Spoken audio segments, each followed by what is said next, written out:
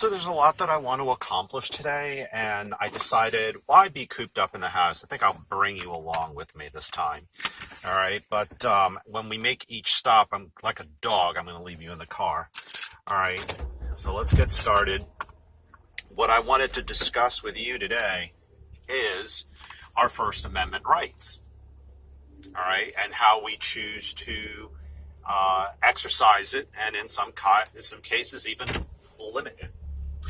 All right, and the reason why I'm bringing this up is I was on Facebook, and one of my Facebook friends had posted a video of this minister, pastor, reverend, whatever you want to call him, had made this really nasty homophobic comment about killing homosexuals, and this really offended my friend. And we went back and forth. I could see the discourse going. And then one thing really piqued my attention, and that is when he said that he believed there should be some First Amendment restrictions. And that is really a dangerous way of thinking. And let me explain why. All right. Oftentimes, we do hear things that we disagree with, and we're all adults, we're all grown up, we can handle it, all right? And the best way to handle it is either to ignore it, or you could be the type of person that chooses to confront it, all right? But to say that there should be some restrictions is obviously suggesting that certain types of speech should be illegal. And there is some limits on our First Amendment rights. Obviously, can't shout fire in a crowded theater.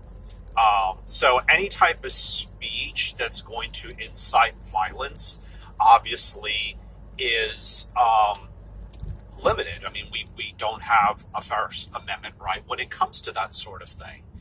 But if people start saying things that offend you, and you're unwilling to either confront it or ignore it, and you want someone else to get involved and either fine the person or jail the person engaging in that speech, then we have a problem, because then you're leaving up to some governmental entity to make decisions about what can and cannot be said.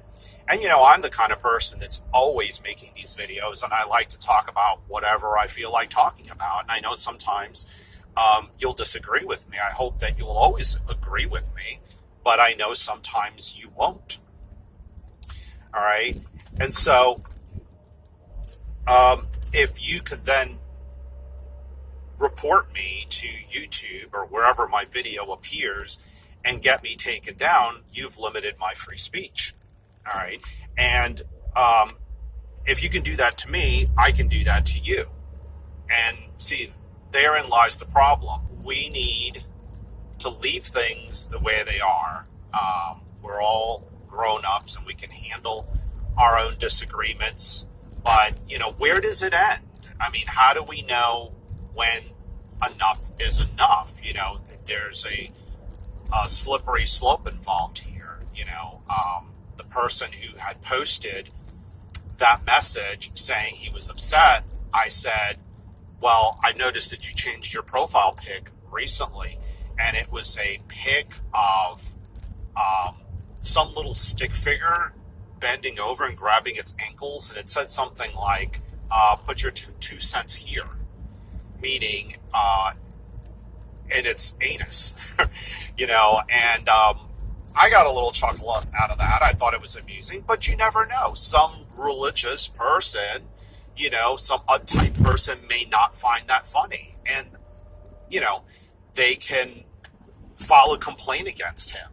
If things were the way he wanted them to be, where we can just complain about things that we hear that make us uncomfortable, sure, he could probably have that minister stopped from engaging in that hate speech, but someone could probably turn around and say, well, what you've posted is offensive and that needs to come down. it's just not the way to go. Things are as they should be. Leave well enough alone. But anyway, that's all I really have to say about the First Amendment. If you have an alternate point of view, then please share it with me. I'd be delighted to hear about it. All right? Thank you.